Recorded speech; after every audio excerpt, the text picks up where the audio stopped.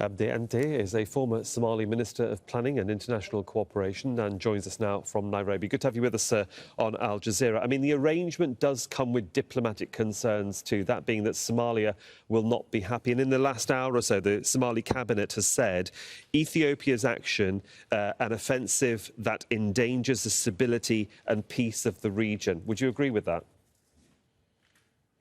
There is no question. This is a dramatic development with profound consequences for regional stability in the Horn of Africa. And keep in mind, Horn of Africa is already one of the most fragile regions around the world. So I think Ethiopia's provocative action is certainly going to create so much problems in the region already. I mean, Ethiopia has been trying to find a route to the sea for some time. I mean, negotiating that path has not been easy. Why has it been easier to deal with Somaliland rather than with Somalia? Well, from a Somali perspective, there are a number of dimensions to consider here. One is Ethiopia probably judged, probably incorrectly, that Somalia is too weak of a state to resist what is effectively a coercion, not even a negotiation, really.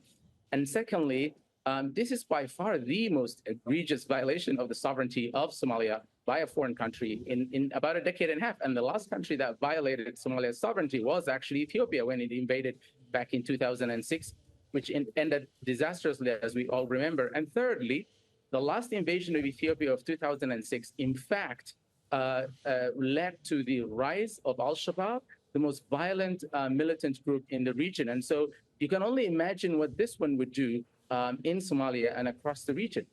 I mean, there also seems to be this element, though, despite sort of the geopolitical sort of worries, that, you know, you scratch my back, I'll scratch yours. And there is benefit to both sides in this particular agreement, if we're to believe what's written on paper. I mean, Ethiopia gets access to the water, Somaliland gets a stake in the Ethiopian national airline.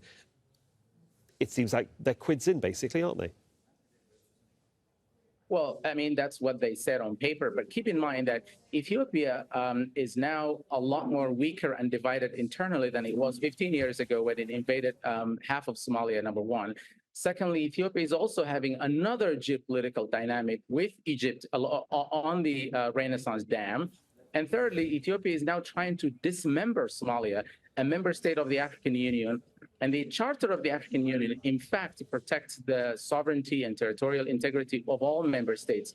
The fact that the African Union's seat and headquarters are based in Addis Ababa, and that Ethiopia is in fact capable of doing something like that, really flies in the face of a global cooperation, or cooperation between Somalia and Ethiopia, for that matter. Well, I'm sure there will be issues, certainly for the African Union to consider, because obviously such recognition, or such recognition would break the Charter. But the other issue here is geopolitical politics, because the port itself, in theory, would be administered by the United Arab Emirates.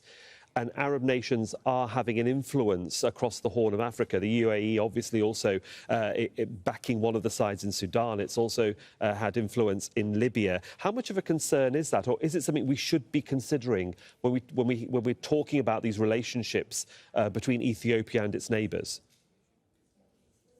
I mean, there's no question that there are other geopolitical dynamics that are at play, and they will crystallize in the next few weeks and months.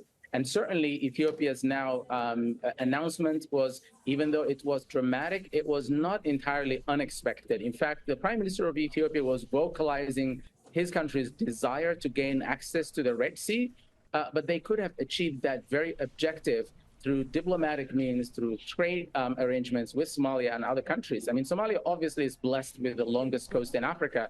And certainly, I think the Somali leadership was prepared to engage in a meaningful discussion around this issue. But this move now really, takes the whole discussion into a new level. And of course, if other countries outside of this region get involved, I think you can only imagine that you will see a conflagration across the region very soon.